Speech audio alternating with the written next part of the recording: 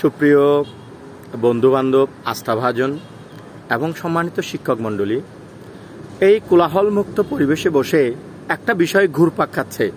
আর সেই বিষয়টি হলো আমাদের উপমহাদেশের মানুষের একটা কমন সাইকোলজি। এটি এই উপমহাদেশে সবচেয়ে বেশি দেখা যায়। আর সেটি হলো তারা চায় সবসময় ক্ষমতা গ্রহণ করতে, ক্ষমতাবান হতে, ক্ষমতায় টিকে থাকতে, এবং সেই কারণে তারা বিভিন্ন সময় যুদ্ধ, সংঘাত, লড়াই, কূটনৈতিক এই প্রক্রিয়াগুলো চালাতেই থাকে এবং তারা ঠিক ওই ক্ষমতা অর্জনও করে। এবং জানেন এই ক্ষমতা কেন অর্জন করে?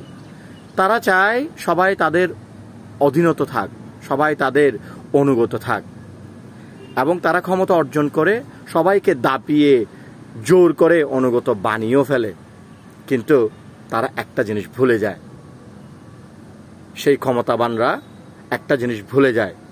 সেটা কি জানেন? নিশ্চয়ই প্রশ্ন করছেন, কি ভুলে যায়? একটা উদাহরণ দিই।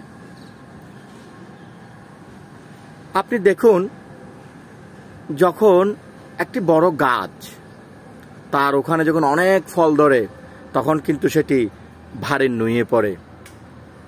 আপনি যখন একটি ফুলের বা একটা ছোট বৃক্ষ বা ছোট গাছ বা ছোট চারার উপর পা দেন, তখন কিন্তু সেটি ঝিমিয়ে পড়ে বা নুয়ে পড়ে। আপনি যখন কোনো ঘাসের উপরে ইটের চাপা দেন, দেখবেন সেটি তার সবুজ রং হারায়।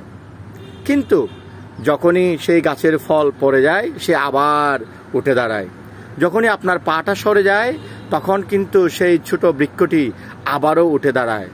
এবং যখন আপনি ইটটি সরিয়ে ফেলেন, তখন কিন্তু সেই ঘাসটি আবার আগের রং ফিরে পায়। অর্থাৎ মানুষ যখন ক্ষমতাবান হয়ে মানুষকে দাপিয়ে রাখতে চায়, চাপিয়ে রাখতে চায়, অনুগত করতে চায়, ঠিকই কিন্তু তারা অনুগত হয় বাধ্য হয়ে।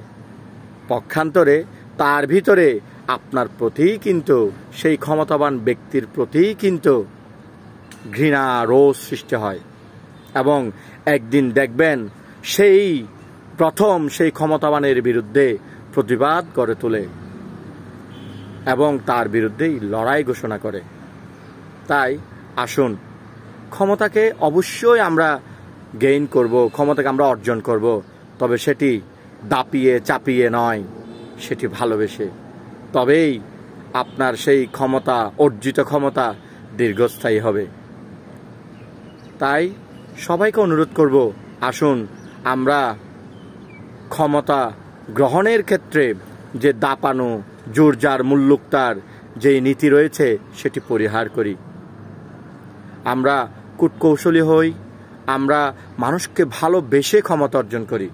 এই প্রত্যাশায় শেষ করছি। ধন্যবাদ।